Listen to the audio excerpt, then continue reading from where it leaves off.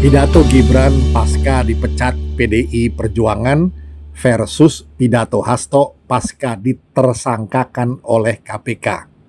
Seperti biasa, video ini saya angkat dari artikel yang saya tulis sendiri dengan judul yang sama. Gibran pasca dipecat dari PDI Perjuangan Senin 16 Desember 2024 memberikan pidato di acara pelantikan pengurus pemuda Katolik pada Selasa 17 Desember 2024. Pidato yang sangat elegan. Nampaknya kejadian sehari sebelumnya tidak berarti apa-apa. Assalamualaikum warahmatullahi wabarakatuh. Salam sejahtera bagi kita semua. Yang saya hormati Ketua KWI, Monsinyur, Ketua Pemuda Katolik yang baru saja dilantik, Mas Gusma, Bapak Ibu, para tokoh-tokoh agama, tokoh-tokoh gereja, para romo yang hadir pada malam hari ini. Pertama-tama saya ucapkan selamat kepada Ketua dan seluruh jajarannya yang baru saja dilantik pada malam hari ini. Jadi sebenarnya Mas Gusma ini senasib dengan saya. Baru saja dikeluarkan dari partai.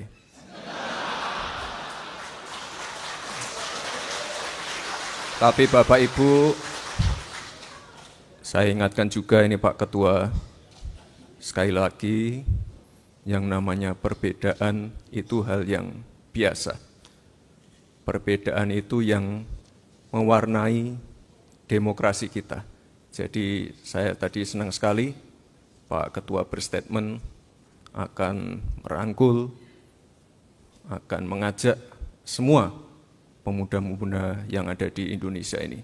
Apapun background-nya, apapun afiliasi politiknya. Dan yang namanya pemuda itu memang harus berani merangkul semua.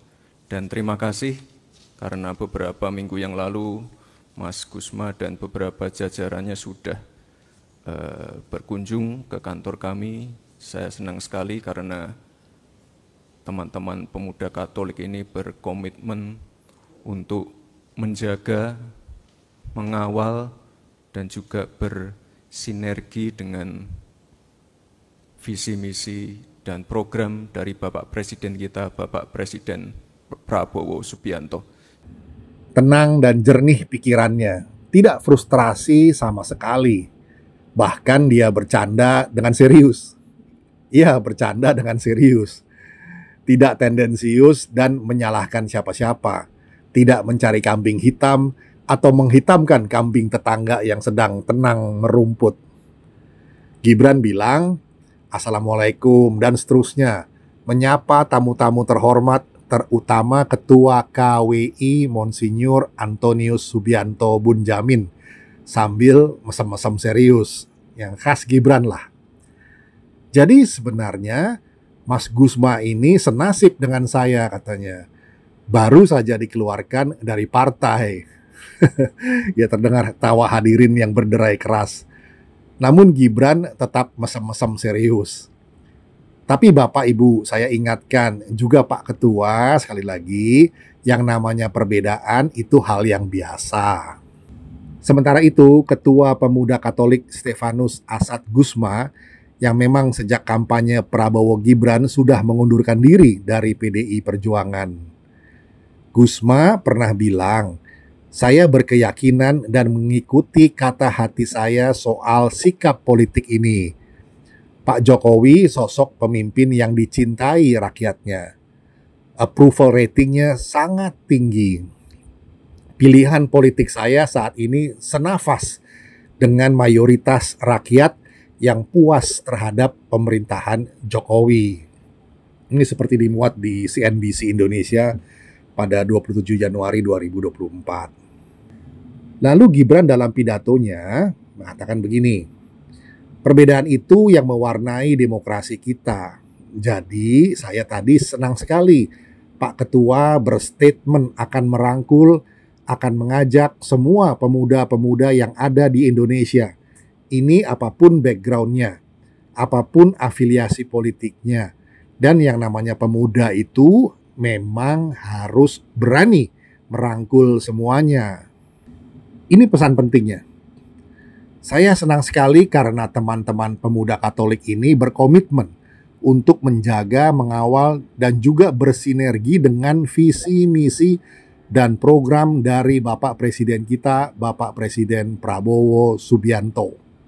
Pembawaan Gibran yang rileks dan santai memang terlihat kontras dengan para politisi yang katanya kawakan dari partai yang memecatnya. Bermuka tegang dan berwajah masam sambil terus berseru-seru soal parcok lah, bansos, pengkhianat, dan perusak demokrasi. Wis marah-marah terus. Sekarang mereka sedang sibuk memframing publik bahwa Hasto lah yang sedang dikriminalisasi dan sebagainya. Padahal Ketua KPK sudah menyampaikan dalam keterangan persnya bahwa Hasto ditersangkakan karena dugaan terlibat dalam penyuapan. Dalam definisi KPK, ini termasuk tindak pidana korupsi dan terlibat juga dalam upaya perintangan penyidikan. Bahkan oleh beberapa media disebut sebagai mastermind alias otak dari tindak kaburnya Harun Masiku. Sehingga kalau para sekondannya Hasto mau berargumentasi di depan publik, ya fokus saja terhadap dua hal ini, kasus penyuapan dan soal perintangan penyidikan. Tidak usah repot-repot bersilat lidah ke sana kemari. Apa sanggahannya yang rasional soal penyuapan, yang katanya duitnya dari Hasto, dan perintangan penyidikan, Hasto yang suruh kabur. Tambah lagi, Hasto bikin video pasca jadi tersangka. Isi video itu benar-benar menggelikan.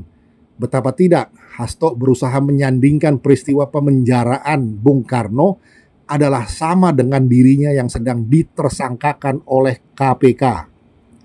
Sejak awal ketika saya mengkritisi bagaimana demokrasi harus ditegakkan, bagaimana suara rakyat tidak bisa dikebiri, bagaimana negara hukum tidak bisa dimatikan, dan bagaimana watak kekuasaan yang otoriter, yang menindas rakyatnya sendiri harus dihentikan. Saya sudah memahami berbagai resiko yang akan saya hadapi. Maka sebagai murid Bung Karno, saya mengikuti apa yang tertulis di dalam buku Cindy Adams ini. Inilah kitab perjuangan saya. Dan seluruh kader-kader PD Perjuangan sekarang memasuki tahap bab 9. Di mana Bung Karno ketika mendirikan PNI, prinsip yang dipegang adalah non-cooperation. Demi cita-cita Indonesia merdeka, demi rakyat berdaulat, bisa berserikat, berkumpul, dan menyampaikan pendapatnya, maka penjara pun adalah suatu jalan dan bagian dari pengorbanan terhadap cita-cita. Itulah nilai-nilai yang diperjuangkan oleh seluruh kader PD Perjuangan. Ketika muncul berbagai intimidasi agar tidak dilakukan pemecatan terhadap sosok yang memiliki ambisi kekuasaan sehingga konstitusi pun sepertinya mau dilanggar dengan perpanjangan masa jabatan 3 periode ataupun perpanjangan masa jabatan itu. Maka demi konstitusi, Ibu Mega kokoh berdiri menjaga demokrasi.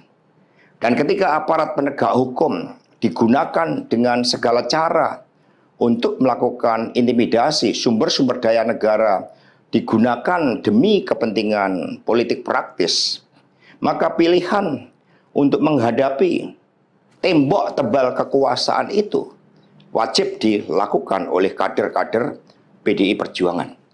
Karena itulah nilai-nilai yang kami perjuangkan, nilai-nilai demokrasi, nilai-nilai kedaulatan rakyat, dan bagaimana membangun supremasi hukum, hukum yang berkeadilan.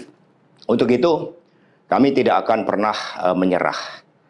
baik mau digunakan suatu proses intimidasi secara formal maupun dengan cara-cara di luar formal sekalipun, kami sudah menyiapkan risiko-risiko terburuk. Karena sebagaimana dilakukan oleh Bung Karno, masuk penjara adalah bagian dari pengorbanan cita-cita. Untuk itu jangan pernah takut menyuarakan kebenaran. Kita jaga Partai Demokrasi Indonesia Perjuangan. Kita jaga marwah dari Ketua Umum PD Perjuangan dari berbagai upaya-upaya yang ingin merongrong marwah dan kewibawaan partai hanya karena ambisi kekuasaan. Kita adalah partai yang sah. Karena itulah sebagaimana kata para kader PNI ketika menghadapi hukuman gantung di Ciamis hanya gara-gara memegikkan salam merdeka, merdeka, merdeka pada masa Belanda, maka mereka menuju tiang gantungan dengan mulut tersenyum dan kepala tegak. Mari, demi perjuangan terhadap cita-cita, demi nilai-nilai yang kita perjuangkan, risiko apapun siap kita hadapi dengan kepala tegak dan mulut tersenyum. Terima kasih, merdeka. Seolah-olah sama-sama jadi korban.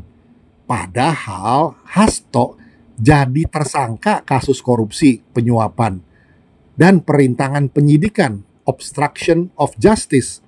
Sedangkan Bung Karno dipenjarakan oleh penjajah kolonialisme lantaran memperjuangkan kemerdekaan bangsanya.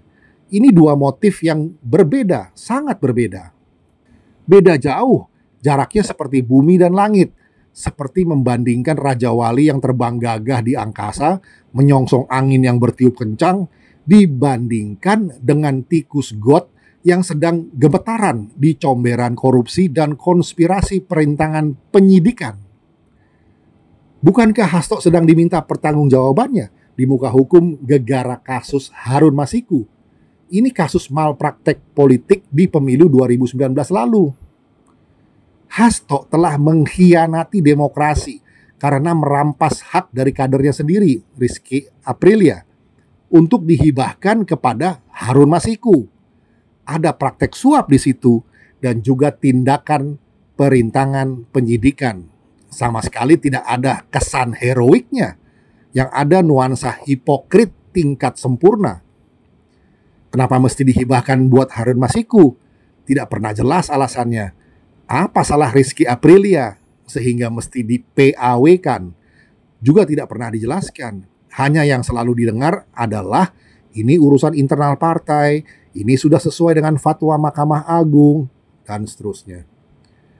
Suara dari ribuan rakyat pemilih di Sumatera Selatan yang diberikan secara langsung, umum, bebas, dan rahasia, di mana hasilnya telah diumumkan secara terbuka kepada publik, hendak dialihkan kepada pihak yang jadi pilihan petinggi partai. Ini jelas favoritisme dan pengkhianatan pada demokrasi dan etika politik itu sendiri. Riwayat Bung Karno ditulis oleh Cindy Adams, dan buku biografi itu dibawa-bawa oleh Hasto saat memberikan keterangan lewat rekaman video. Ia ingin nasibnya diasosiasikan dengan yang tertulis di buku itu. Bung Karno jelas berdiri di pihak rakyat, membela kehendak rakyat Indonesia yang ingin merdeka, terbebas dari penjajahan dan penindasan. Sedangkan Hasto, apa yang sedang diperjuangkannya? Bukankah cuma kepentingan Harun Masiku untuk jadi anggota DPR? Atau ada kepentingan lainkah? Ia mengaku telah mengkritisi tentang bagaimana demokrasi harus ditegakkan, bagaimana suara rakyat tidak bisa dikebiri, bagaimana negara hukum tidak bisa dimatikan, dan bagaimana watak kekuasaan yang otoriter yang menindas rakyatnya sendiri harus dihentikan. Dan Hasto sudah memahami risiko-risiko dari kelakuannya. Maksudnya mungkin ingin menyasar Jokowi. Padahal Jokowi sedang menikmati masa pensiunnya dengan damai dan berbahagia bersama cucu-cucu tercintanya. Ini pelampiasan dendam kesumat yang salah sasaran. Jadi ngawur, gegara gelap mata serta buta hatinya. Karena sesungguhnya Hasto sedang memaparkan kelakuannya sendiri terhadap kader-kader partainya, disadari atau tidak disadari. Ia justru memaparkan tentang bagaimana demokrasi harus ditegakkan, bagaimana suara rakyat tidak bisa dikebiri, bagaimana negara hukum tidak bisa dimatikan, dan bagaimana watak kekuasaan yang otoriter dan menindas kadernya sendiri harus dihentikan.